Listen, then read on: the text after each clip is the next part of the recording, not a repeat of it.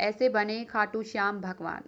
खाटू श्याम को भगवान श्री कृष्ण के कलयुगी अवतार के रूप में जाना जाता है। ऐसा कहे जाने के पीछे एक पौराणिक कथा हाथ है। राजस्थान के सीकर जिले में इनका भव्य मंदिर स्थित है, जहां हर साल बड़ी संख्या में श्रद्धालु आते हैं।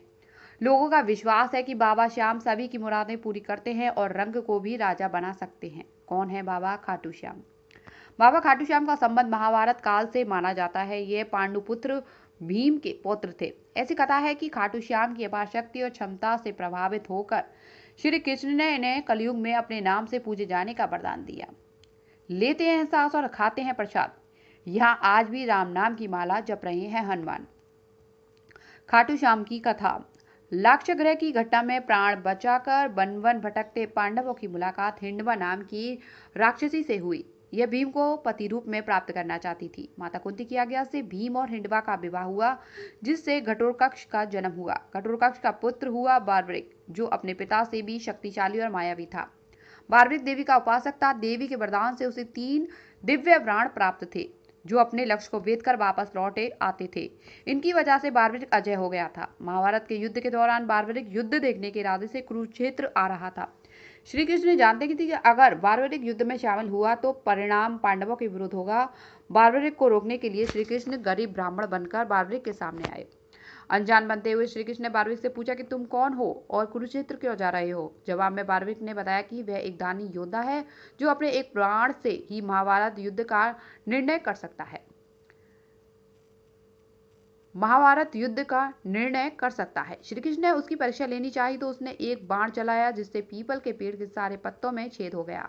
एक पत्ता श्री कृष्ण के पैर के नीचे था, इसलिए बाण पैर के ऊपर ठहर गया। श्री कृष्ण बार्बरिक की क्षमता से हैरान थे और किसी भी तरह से उसे युद्ध में भाग लेने से रोकना चाहते थे।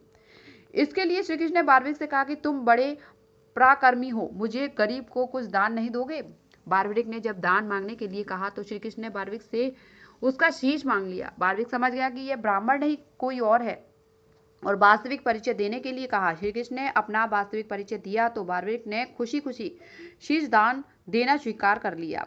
रात भर भजन पूजन कर फागुन शुल्क द्वादशी को स्नान पूजा करके बार्बरिक ने अपने हाथ से अपना शीश श्री कृष्ण को दान कर दिया।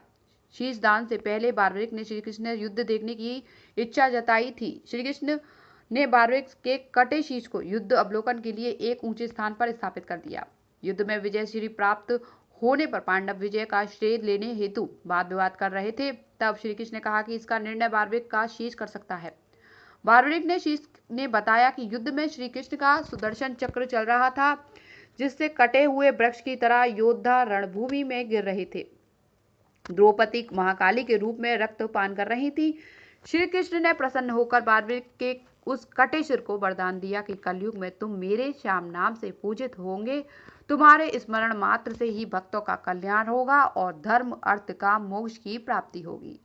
स्वप्न दर्शनों उपरांत बाबा श्याम खाटू धाम में स्थित श्याम कुंड से प्रकट हुए थे। श्री कृष्ण विराट शालिग्राम रूप में संवत 1777 से खाटू श्याम जी के मंदिर में स्थित होकर भक्तों की मनोकामना पूर्ण कर रहे हैं। दाढ़ी और मूछ के साथ इस मंदिर में विराजमान है स्वयं महाराज। साल लगता है खाटू श्याम मेला। प्रत्येक वर्ष होली के दौरान खाटू श्याम जी का मेला लगता है।